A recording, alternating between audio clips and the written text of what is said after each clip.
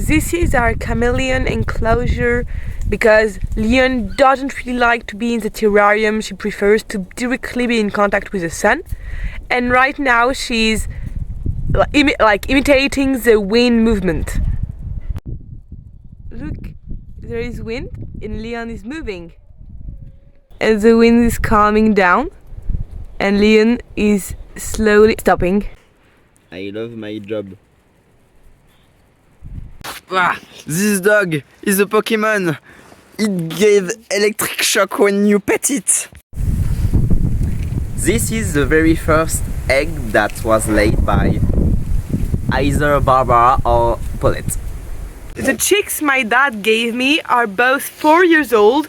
That's quite old for chickens, and they don't lay quite as often as younger chickens. Explain to me, Azrod, what are you going to do? This is a tutorial to eat a raw egg. You need to puncture both ends of the egg, and once there is a hole on both ends, you can swallow it.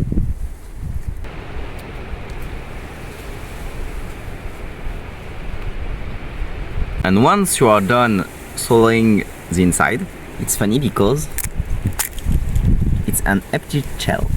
An empty shell. Tommy is so happy to be grazing. Look at that. See how they love rice.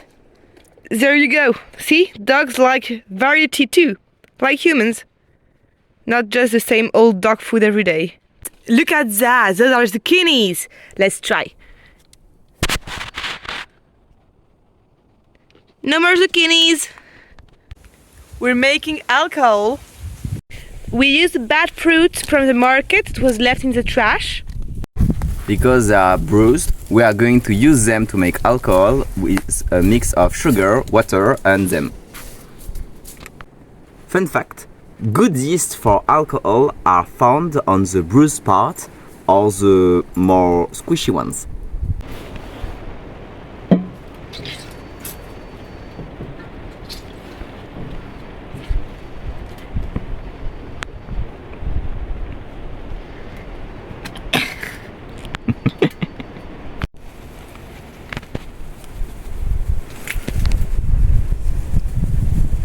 Vas-y.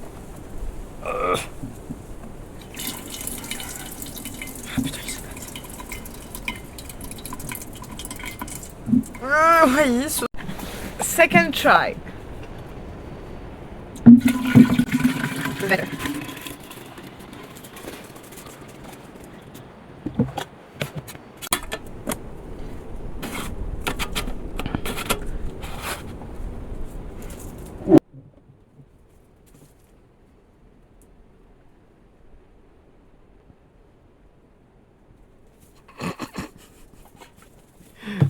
Ça va? Je me suis un peu renversée, mais ça va. Oui.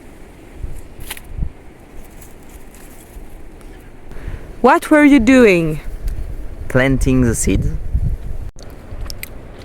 Right now, we're brining vegetable leftover from the Alès market.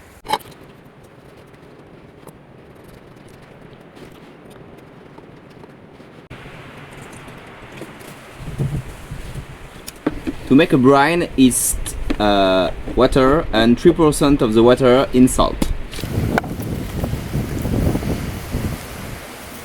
If you are worried you don't use enough salt, if the water is kind of grayish, it should be good. This will be able to be conserved for up to 2 years. Just wait 3 weeks for the fermentation process to finish. I'm pretty sure Tommy is a mixed breed between a Cane Corso and a Border Collie. Now that they're prepared, they both have to age a little bit before we can consume them. These are the meat left over from the Marché d'Alès, and we're going to give them to the dog. So they can choose what piece they want.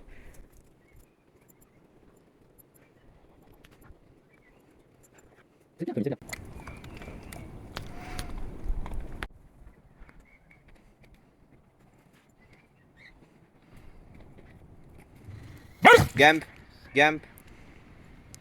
Gentil, Gump, gentil. Tout va bien. C'est bien, Gump, c'est bien. Ok. Gump. C'est bien, Gump, c'est bien.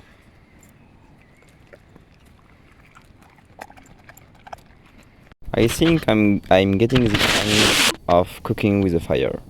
As you can see, there are a lot less smoke, and I think a smaller fire with a smaller pot for now is easier to manage. It's harder to make the water steamer, but it's getting hotter in there for sure. It took me almost 1 hour, but it's finally done. And it's absolutely delicious. Piou Piou, what do you think of the meal? I'm really tired. It's really good. And the cohabitation is getting better. You could say we are eating trash to fight capitalism. A lot happened during the evening, but we were unable to film it because it was all happening very fast. The weather got cold really quickly and we needed to manage Leon really fast. He ended up being close to Piou Piou most of the evening, while I managed to cook us food. Afterward, we needed to get everything ready for the night, and we realized that the trap for the cat was full. Actually, it's been full once before, in the same day, but we didn't manage to transfer the cat to a cage properly and the cat got away.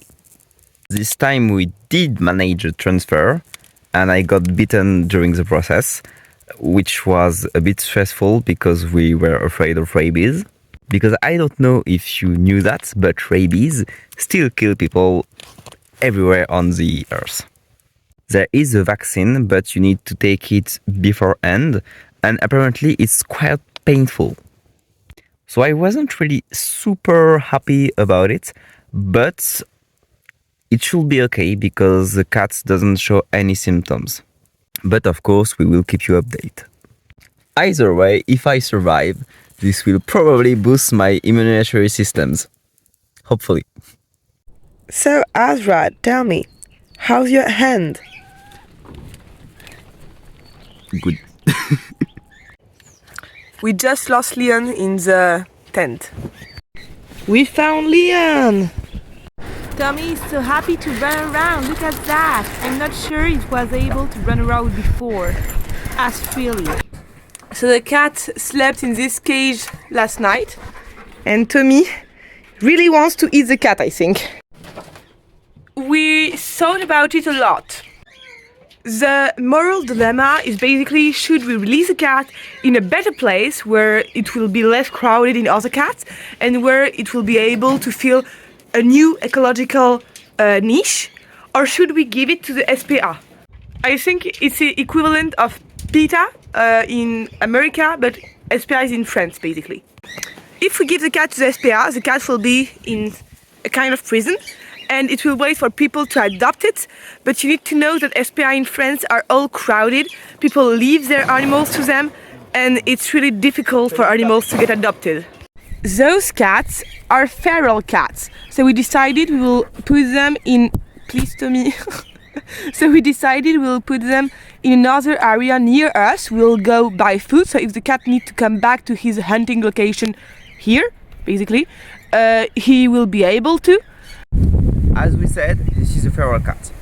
If we give it to the SPA, it will probably end in a family, probably nice, warm, but he will eat croquette for the rest of his life and won't be able to go wherever he wants like he can now.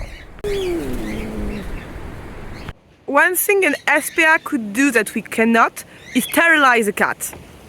But because SPAs are crowded, we aren't even sure the SPA are going to take the cat if we bring the cat to them. We decided the cat would be better off just relocating to a new territory with less cat and, we hope, less risk of dying of hunger for the cat. Here we go!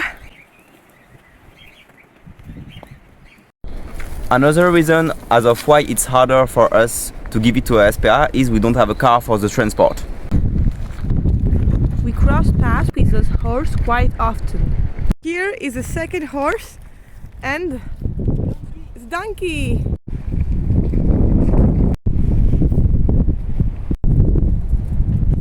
The view is gorgeous in the valley. When we walk, we like to discuss anti-capitalism, and today we are going to talk about privatization of company and public service. In France, there are two major examples. One is EDF, which produces a lot of electricity, even enough for the whole country. And it's public. Plus the exportation of electricity to neighborhood country, and it was public.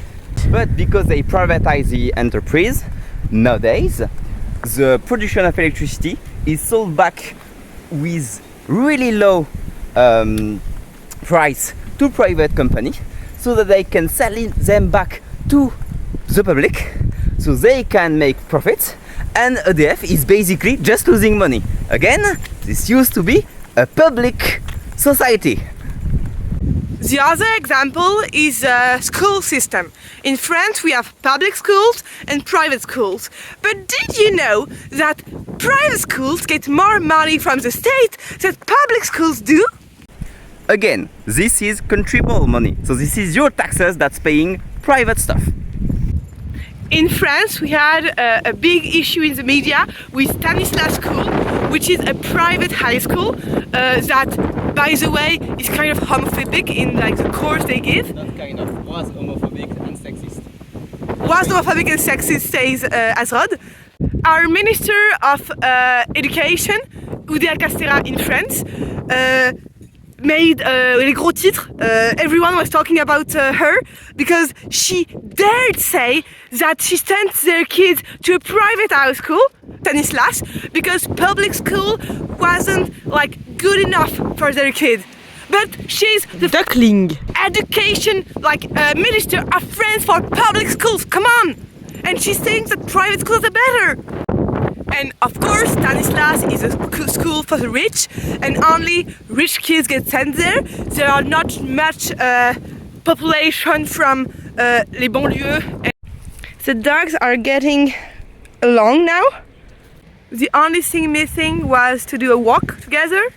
Piou Piou is going to keep the dogs by free or furry friends. Hop là.